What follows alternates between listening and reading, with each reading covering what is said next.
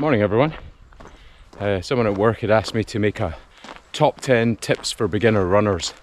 I was going to film it, but you can't tell, but it was very dark when I went out running, so I couldn't film anything. So here is some B-roll footage and me talking about the top 10 tips for a beginner runner.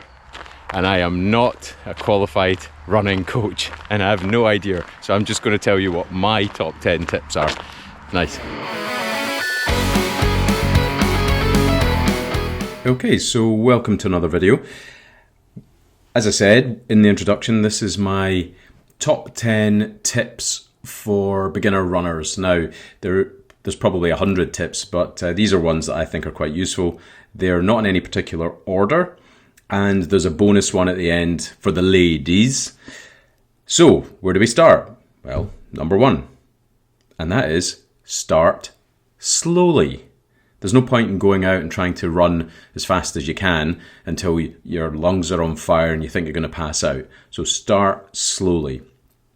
What do I mean by that? Well, get yourself a plan, something like Couch to 5K or some kind of run walk plan, and just stick to that 2 or 3 times a week for a few weeks. Yes, the beginning will be difficult, but in time you'll begin to find that it becomes easier and easier to run for longer distances.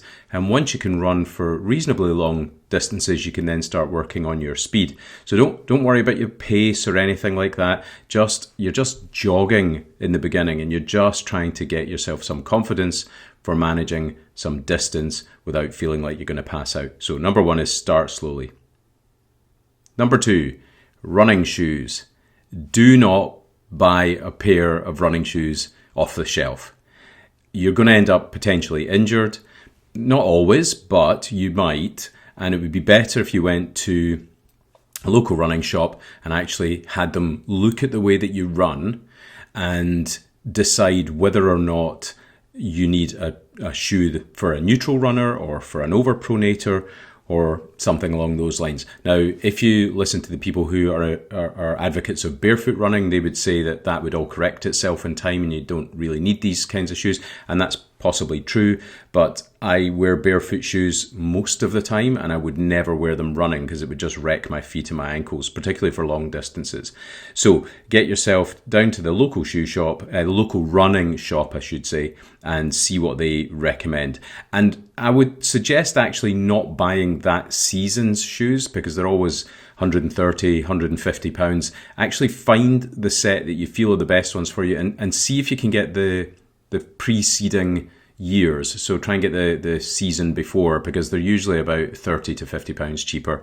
So if you're beginning, don't spend all your money on lots and lots of shoes, because that'd be wrong. Get the cheaper ones from the year before. Number 3, clothing and gear. Geez, in the beginning, just wear shorts and a t-shirt. You don't really need to have lots of different bits of kit. You will eventually accumulate that. And my suggestion with that is get the items that you like and the ones that don't cause you problems. So by that I mean ones that keep you warm enough, that wick your sweat away from you, that don't cause chafing, and wear that same stuff over and over and over and over again. Don't bother buying brand new stuff. Don't bother with fads or anything that you're just going to end up wasting money.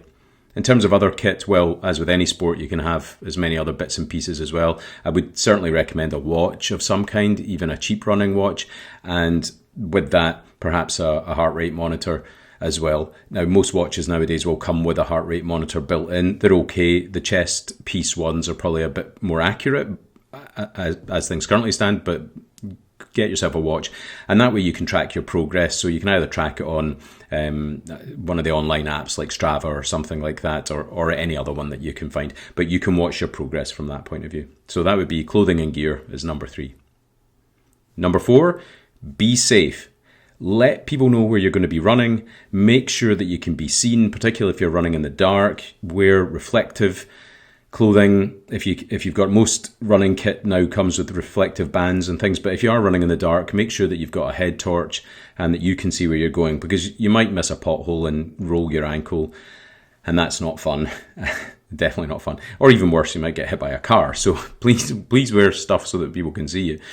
And also carry some ID, because if you do get into trouble and something happens, things happen to people all the time without, you don't need to be hit by a car, you could just collapse. Well, it's best to have some ID on you, and also take your phone, because if you do hurt yourself and you're a couple of miles away from home, you can give someone a call and they might be able to pick you up. And also the other thing I'd say is take some money with you, because you might decide that you need some nutrition, and the only thing that you can find is a small shop, and you've got nothing on you. So take some emergency money with you as well. Number 5, listen to your body. You've got to pay attention to aches and pains. Quite often you can get a bit excited with the running and you can just ignore stuff, but I would say really pay attention to what you're feeling both during and after the run, and perhaps even before as well, because it might tell you that you're running incorrectly. It might tell you that you're favouring one side of your body, and you need to be on that, because if you don't pay attention to those sorts of things, then they will eventually result in injuries. And also while you're running, especially in the beginning, it's going to be uncomfortable. That's okay. I would aim for about 4 out of 10, with 10 being the most discomfort that you can tolerate. But if it's sitting at about 4 during the run, that's absolutely fine. If it's 4 before you start, you probably shouldn't go running, because that will just escalate to 5, 6, 7 and above. So keep an eye on those things. If you're struggling, see a physio, or see someone that knows about sports mechanics, and just double check that you're not doing yourself some damage, okay? Because it's very disheartening to start running and then halfway through the program end up having to drop out, and then chucking your shoes in the bin and never running again. So pay attention to injury, or to aches and pains. Number 6 is your rest days and your recovery. That sounds a bit daft when you're only doing 20 minutes of running or something, but people can get a bit carried away and they decide, I'm going to run every day. And I certainly remember doing this a couple of years ago when I tried to run every day in January, and I got to the 19th and I damaged my knee because I ran every single day. And that you shouldn't do that. You really do need some rest days, especially if you're a beginner runner. If you're an established runner and you run marathons, look, running 5k every day is no problem for you. You're already adapted to that. But in the beginning, please take time off. Please allow your muscles some time to adapt and repair. They need a day or two off between bigger runs to actually lay down some more muscle fibers and allow the muscles to recover from the previous efforts. So rest days, very important. Recovery, very important. Number 7, food and water. I see people carrying bottles of water when they're running and all kinds of stuff. If you're going to be running for less than 30 minutes, you do not need food, you do not need water. That's just nonsense. And even probably up to 60 minutes, you can get away without any food or water either. And carrying a bottle in one hand is really bad for your running form. It really not offloads you. It changes your gait, and you actually end up leaning to one side quite significantly without realizing it. So if you are going to run with water, try going with a pack or a belt where the water is distributed evenly on each side of you. But generally speaking, you're not going to need anything for running. I would advise don't eat about an hour beforehand, because sometimes it can make you feel a bit sick. And afterwards, especially for a long run, please do have some kind of refueling food, if you like, something with protein in it, just to try and help those muscles rebuild. But also you can restore some of your carbohydrate that you've used up during your efforts. So you've got about, I think in the old days they used to call this thing a carbohydrate window, which was about 20 minutes or so after running. So a suggestion for that is have a protein shake or something. Have it ready in the fridge for when you get home, and drink it as soon as you get in, before you get have a shower or anything like that. There's another thing about food that's important, is that we can have a tendency to do what's called entitlement eating, which means you go for your run and then afterwards you feel like you can have 2 pizzas. That is not true, and actually you'll end up gaining weight. And there is a tendency to feel hungry after exercise and try and do something about that by eating, but actually it might just be that you're thirsty. So try and hydrate yourself first and then see if you're still hungry afterwards. So as a golden rule, you cannot outrun a bad diet. So be careful with that one. Number 8 would be cross training and strength training.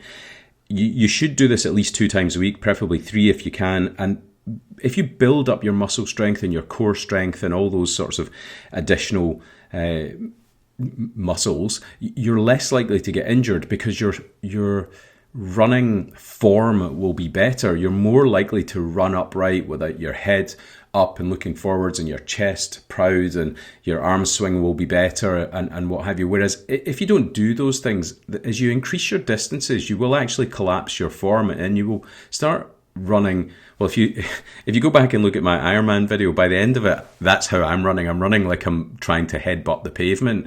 So be very, very aware of the fact that cross training and things like strength training are really good. So maybe see a coach or join a gym or go to CrossFit or something like that. But get someone that knows about that kind of thing and say, look, I'm trying to learn how to become a runner, and I was told I should do some cross training or some strength and resistance training. What do you recommend?